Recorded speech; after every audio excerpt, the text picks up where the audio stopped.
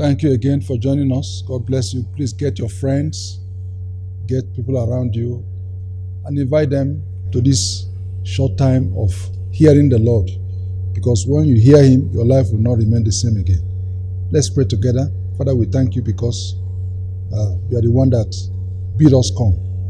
We have come. Let there be open heavens. Let your Holy Spirit speak and give us understanding so that we'll be able to do what you want us to do so that our lives will not remain the same. In Jesus' name we pray. Amen. Thank you for joining us. God bless you abundantly. I hope God is helping you as we go on together in the cruise. No preambles again because we have a business at hand. I just trust God that you are not wasting your life. Many people are wasting their lives. Life is very short. The span of life is not very long. At most, 120. At most. The life expectancy of a black man is 59 years. If you live beyond 59, you have lived very long. Many people live to be 70, 80, but even that is a short span compared with eternity. A short span compared with eternity. So, I want to beg you, please don't waste your life. God has a purpose for each life. If you hear people speak about their life, said, before you were formed in your mother's womb, I knew you. That's how God speaks. Before you were formed in your mother's womb, I have known you and have ordained you to be a prophet to the nations. If you hear men who have understanding speak, they said they were born for a purpose. I have run my course with joy. I have fought a good fight. Jesus Christ said concerning himself that God gave him a body. Say, a body you have prepared for me so that I can face death. There's nobody that God created without a purpose. The first man he made, he said to him, he said, multiply, increase, multiply, replenish the earth, subdue it. Be my delegate. We are all servants of God. We are all delegates. We are all stewards of God's manifold grace. And we are here for God. You're not here for your own purpose. It was since after the fall of man that man thinks that he has made it when he lives for himself. No. Your bank account is good that you have a big bank account. But if that bank account is not for God's purpose, and you're only living to enjoy yourself, you're not enjoying. Calamity awaits you. Mark what I said. If you are living for yourself, calamity, you will not be a happy man. 1, 2, calamity is going to await you. Mark it. I'm not cursing you, I'm telling you a bare fact. If you are just living for yourself, making money for yourself, enjoy yourself, when I see some of our people that they take a yacht, they are going on stealing money, no problem. We know the end result. Nobody behaves anyhow he likes and goes scot-free. You are meant by God and you are meant to obey God and you are meant to live for God's purpose. It does not mean that when you live for God, there's no enjoyment of life. You even enjoy life more. So, can I go ahead? Without aiming at raising any controversy, let me go ahead. We'll answer your questions when they come. But if you are going to succeed in carrying out the reason why you are created, there must be a relationship because there's nobody created to make it alone. Loners don't make it. Loners end up not making it. They are weird men. They are misfits, actually. If you can't relate with other people, if you can't go with other people, then there's a trouble with you. One of the things we learn in discipleship is how to relate with others and stick with them for as long as it's necessary so that God can achieve a purpose in that relationship. So that's why we're talking about relationships. You cannot get onto your platforms in life without a relationship. Somebody must bring you onto your platform. So that's why we're talking about relationships. And the basic relationship is a marital relationship. It's so crucial, it's so critical. It is the first relationship that God forged when God made them male and female. I said a man must leave his father and his mother and cleave to his wife. If that one fails, then every other relationship will fail. And That is where God normally trains people for other relationships. And so when it fails, when a child is not happy, they don't relate well with anybody. There are some people who are not doing well today just because of the family where they came from. They have become strange people on earth because of the kind of background they came from. They were never loved. They have become callous. They can't love anybody because they don't know what love is. They are people of impunity. They want to even hurt people because they never understood love. They don't know the love of God. They don't know the love of their fellow man. Now, so the marital relationship is so crucial and so vital. And so let me go back and keep doing it, because if it works, everything works. You see, the home is the basic fabric of society. And if the home fails, then the fabric of society is being torn down. And so that is why in several cultures and societies, the society is failing because the home is failing. There is no more commitment to family. People are trying to marry. They are either marrying male and male, female and female, same-sex marriages. And so, what God ordained in the beginning is not possible. A man cannot marry a man. A woman cannot marry a woman as God ordained it. A man and a woman are not the same. They are both men, but there's a male man, there's a female man. And God didn't make them the same. God made them to fit into each other. God cannot make a man and a man to fit. There's nowhere to fit. It is an abomination and a total recklessness. Don't mind whatever anybody tells you. In fact, God calls it abomination, and God said that those that do such things have crossed the boundary. They are even committing they have crossed the boundary of sin. They have gone to another extreme. And that God will give them up to a reprobate mind. Demons will take over your life completely. There are some things that are not natural. It's not natural for a man to sleep with his mother, a man to sleep with his sister.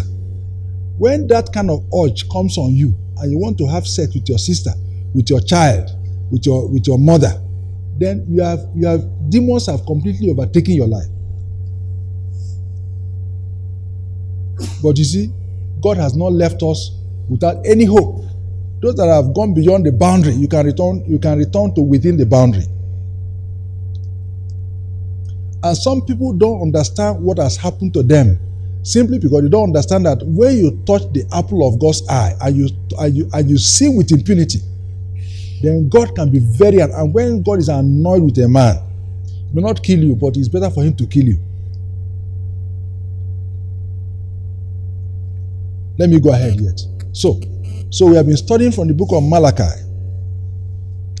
After Malachi, God got annoyed, so to speak, and there was no more speaking. When God does not speak to you, God is annoyed. It was only 400 years later that John the Baptist arose to speak again.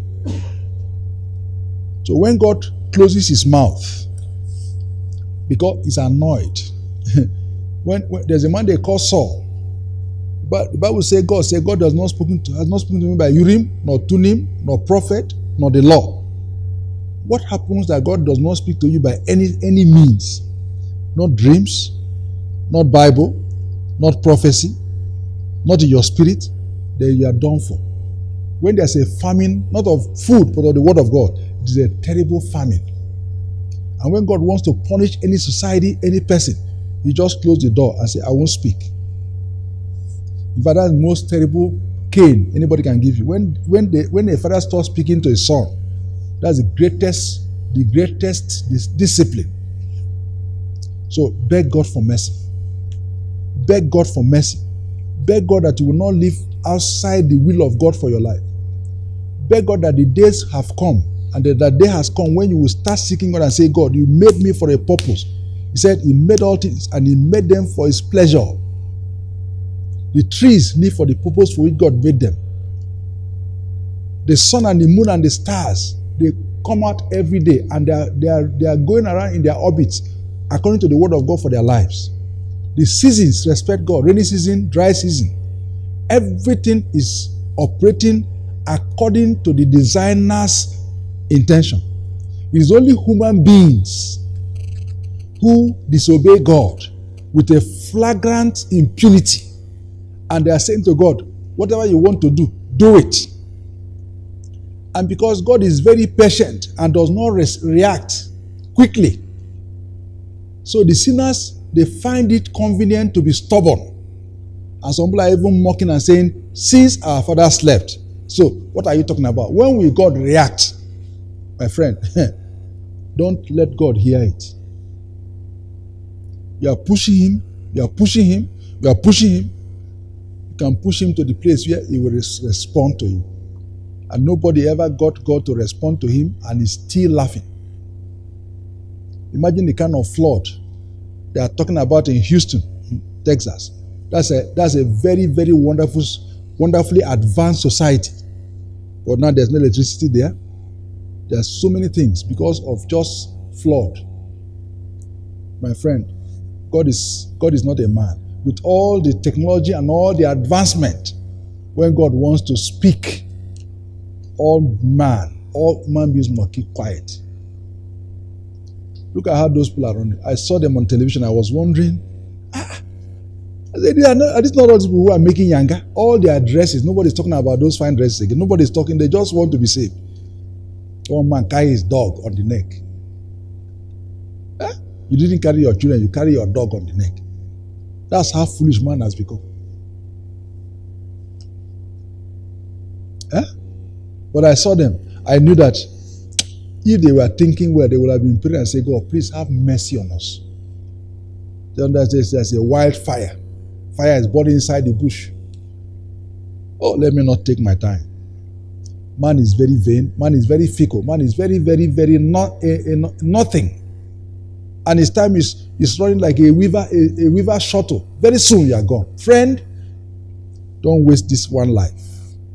Find out the purpose of God. It's not difficult to find out. You don't need to go to a soothsayer. Read your Bible. Know what you are created to do. You may not know the specifics, but please live to obey God and relate well with your fellow man, especially with your family. Once you succeed in the family relationship, you'll be a happy man. You will be a happy man. Two are better than one. I've not read that Bible verse for you, but two are better than one. Now, the Bible says, where we read in verse 14 of Malachi chapter 2, I read it again. Yet you say, wherefore? Because the Lord had been witness between thee and the wife of thy youth, against whom thou art dealt treacherously. Yet is she thy companion and the wife of thy covenant. And did not he make one? Yet had he the residue of the Spirit. And wherefore one? That they might seek a godly seed. Therefore take it to your spirit. Let none deal treacherously with the wife of his youth. When we came last time, we were talking about, did not he make one? Why are you living in the same house? Two of you, and you're not becoming one. And you're living together as mates in the same house. You're just sharing things. You come to the parlor, then you go to your different bedrooms. You come back and you arrange the house. Who will pay school fees? Who will pay for NEPA? Who will pay for water? Who will buy this food stuff? And you are living like that. And people thought you are married. Of course, the society does not understand what marriage means and what it involves. And you wear the same uniform that they made for you during your traditional marriage. And people are saying, "Kai, this is a wonderful couple." But you go back for sometimes for 2 weeks, don't talk to yourselves. And yet, you are thinking that what God ordained for you to achieve by that relationship is being achieved. Never. It could not happen. When the relationship is not properly forged, the will of God cannot be done. Say, why did he make two? And I said to you before, and I say to you again, that every time God does something, God does it because God has a reason. You are not there just to fill the number of people on earth. You are there for a specific purpose. Everything about your life has a reason, a divine reason. That is why you cannot just stand up and marry anybody you like because you make a great mistake. You have to find out from the maker, who did you make to be my wife? Why must I marry her? For what reason? What is the purpose for me to enter into this relationship? Why do you go to school? There must be a reason. Why do you choose to live in Port Harcourt and not in Sokoto? There must be a reason. That's why those who know their God, they don't normally take steps without finding out from God where they should go and what they should do. And this must become your lifestyle. Stop moving at random as if you own your own life, as if you can decide for yourself. There was one man that had a very big harvest in the Bible. Very big harvest. Oh, my father. Very big harvest. The Bible said he pulled down his barns. He built bigger barns. Barns are where they put harvest. And he still had surplus. And he said to himself, what will I say? He will even build bigger and bigger and bigger one to store his harvest. Then he will not work again. He will just relax and enjoy his life. And that same night, the Bible said, God asked him, said, please, I want your soul back. So what will you do now? And that's what the Bible said will happen to every man who is rich, but is not rich towards God. Those who are making plans of what they will do, but there's no God in their plans. You become unfortunate. You're going on a journey and you didn't say, Lord, please, please, please, please allow me to reach and allow me to come back. You thought you have a right to go and come back. You have a right to making business plans as if you know tomorrow. Friend, there's a purpose, there's a reason for your existence, there's a reason for everything about your life. There's a reason for which God gave you a wife. Here the Bible says, you don't need to go to a prophet. It says, and wherefore one, that he might seek a godly seed. That's the first reason why God gave you a wife. God wants a godly seed. Godly children, godly things springing out of your house. The first reason God wanted you to have a good relationship and become one with God, He wanted another generation after you that is godly, that is seeking for God. That your children should follow after you in seeking for God, like Abraham commanded his house after him to know God and to do righteousness. When God sees a man who understands this, then God begins to expand your coast. God begins to do wonderful things in your life. God knows that you now want His pleasure, and there's nowhere God will not show you favor. Hallelujah. Friend, that God wants a godly seed. When I see your children, I wonder whether you are really, really achieving the purpose of God. Your first ministry is at home. My dear great preacher, my dear great prophet, my dear great visionary who sees visions everywhere, who is talking about the next 10 years, what God is showing him, and yet you don't have a good home. You're unfortunate.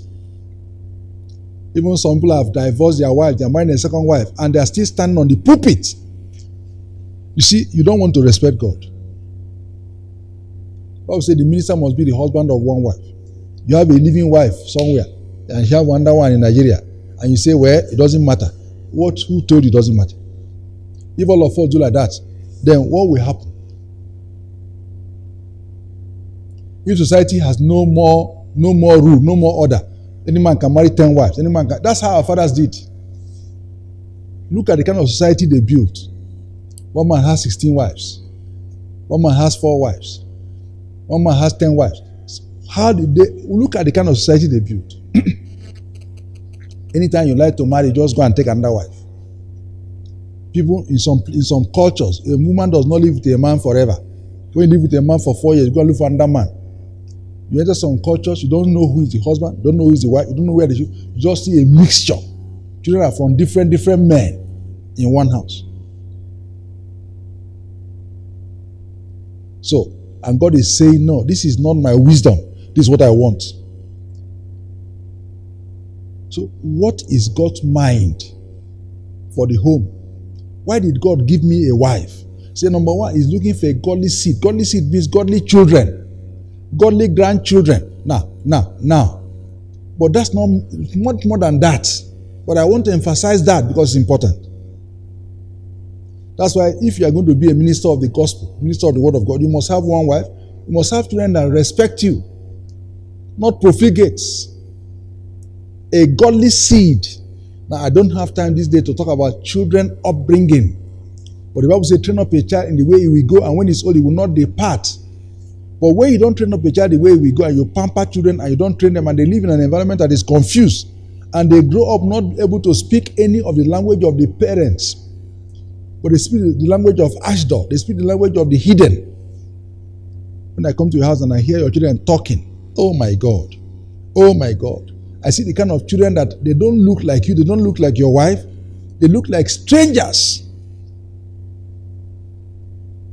I went to somebody's house, the daughter is not even seeing me with my gray. I say, hi uncle, hi uncle. I say, who are you talking hi?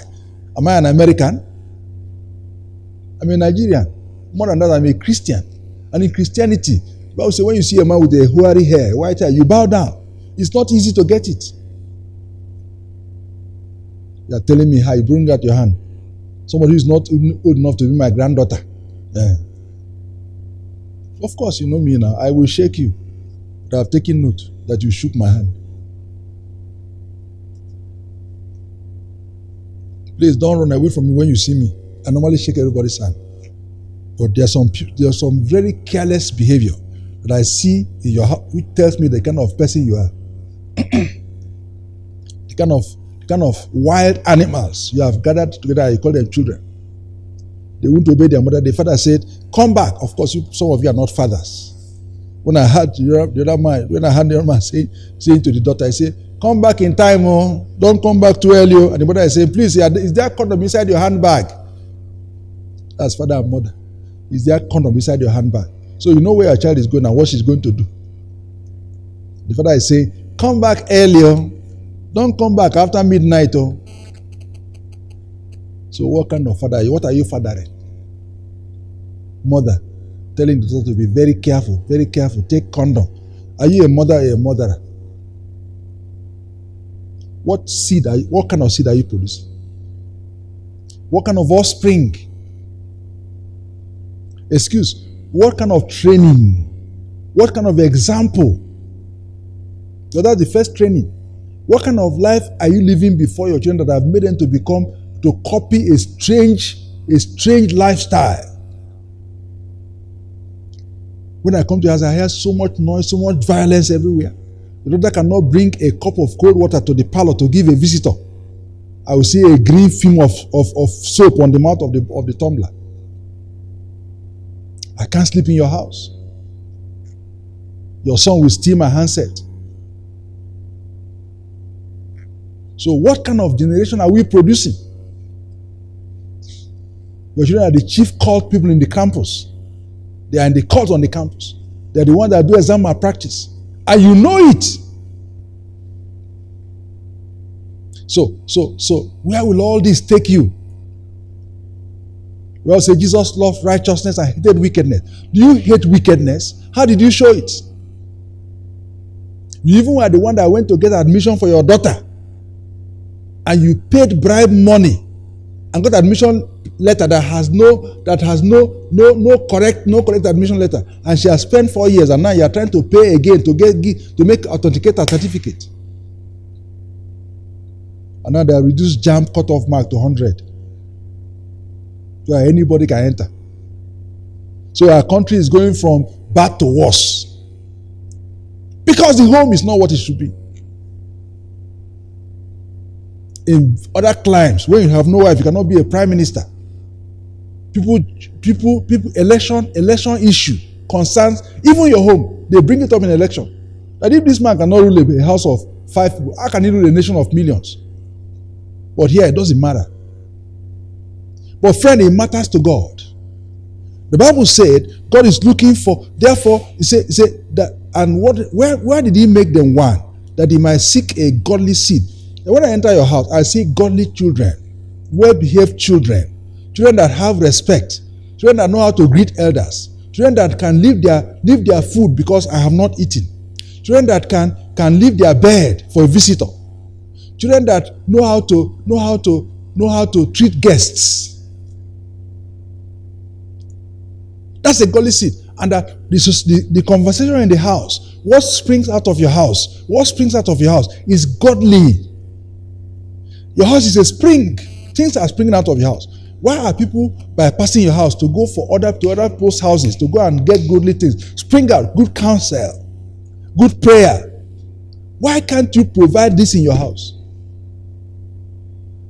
Each time I see people passing my house, I'm wondering, why are they passing my house? So they can. There's no good fountain. See, when people see a good fountain, they go there to draw. A godly offspring. Something springing out of your house. What are the things springing out of your house? Quarrel, lack of peace, violence, unfaithfulness, selfishness, dirty environment. Because this kind of things breed dirtiness. Nobody can enter your house and use a toilet and say, wait, let me see whether it is flushed. Leaning on the bed, the bedsheet, the pillow. Oh my God. How can I go and talk about this? Sink full of unwashed pot for the past 1 week. The whole environment stinking. Disorder everywhere. Or the people come and see an order. I'm not talking about very expensive furniture, very expensive plasma television. No, that's not what makes a man glad. I'm not talking about exquisite furniture from Turkey. No. Friend, simple things, yet you can see the quality of an environment. Godly environment. Godliness next to cleanliness. People can come and sleep here. No demon can enter there and trouble anybody. Let me close again. See, we couldn't go far because I am burdened for you. When you fail at home, how will you? What excuse will you give God? So the Bible says, therefore, because of this, take it to your spirit, and let none deal treacherously against the wife of his youth, against the husband of his youth. Take heed. You married this lady when two of you were young. You are getting older and older. It should get better. Why is it getting sour? Because you are dealing treacherously. Treacherously means that's not the way you should deal. It's a treachery. It's a treachery. It's a cheating. It's unbecoming. You are lying to one another. You are cheating one another. Let's pray. Lay hands on your head. Lay hands on your heart. Say, Lord, I've missed it. Bring me back. Show me mercy. The Lord will hear your prayer. He hears. A little repentance makes God's heart to be touched. Ask Him to come and take over. Ask Him to intervene this moment. You don't need to go through what you are going through. Lord, we thank you. Blessed be your name. Answer these prayers. Intervene, turn things around. Break yokes. Crush the enemy under their feet. Let the reign of Christ begin in these homes. Beget unto yourself a new cruise, a new crop, a new generation. Thank you. In Jesus' name we prayed. Amen.